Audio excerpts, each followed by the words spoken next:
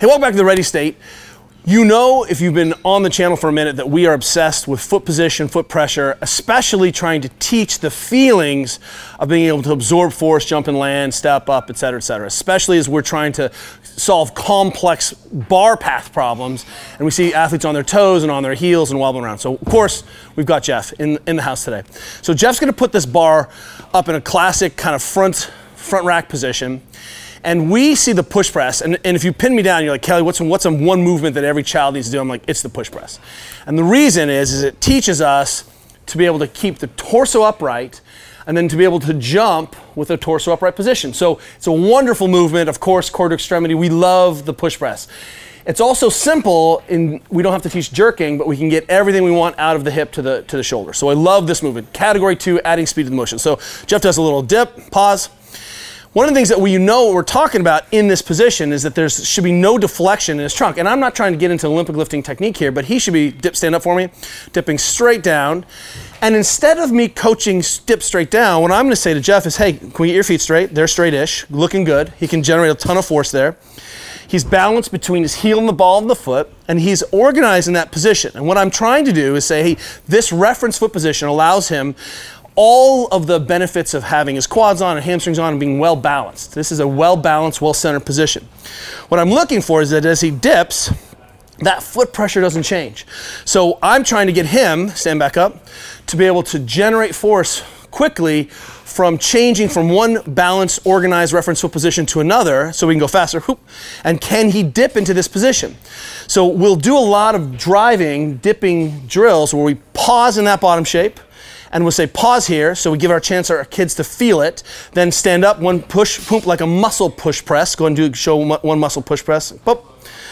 And then at the top, go ahead and press back one top for me one more time. We have a chance to come back to this reference foot position. So there's a couple of shapes in here that we get to practice the awareness and the balance. Come back down. Step 1. So go ahead and stand up for me. In this position, before he goes and dips, can he maintain and feel his foot pressure? Is that constant? Second dip, now we've paused here. This takes some of the speed load out of it, gives him a chance to just develop pure concentric pushing force. Straight up, go ahead, push. And then once again, overhead, can he come back to this reference position?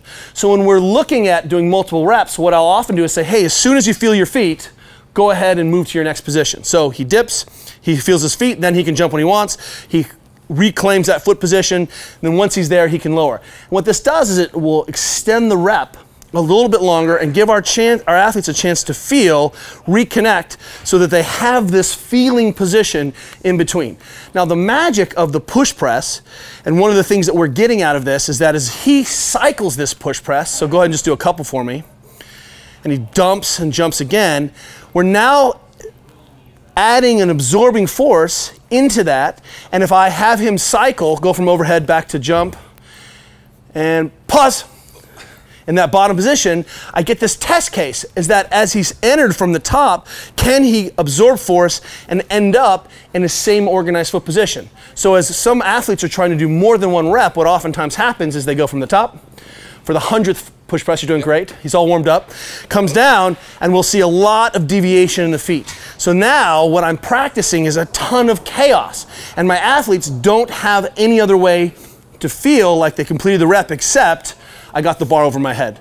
Right? So what we're looking for is how quickly our athletes can find that feeling, reload back to that position, and this is why the push press becomes such a wonderful linking movement, is it allows my athletes to challenge their position with a little bit more dynamic load, a little bit more speed on the turnaround, and then they have a feeling. We expect them to make mistakes as they get fatigued, as the load gets higher, but now they have a reference position to know they're doing a good job, and more importantly, I'm not programming in inadvertent mistakes and strange programming where I let my athletes decay and decay and decay.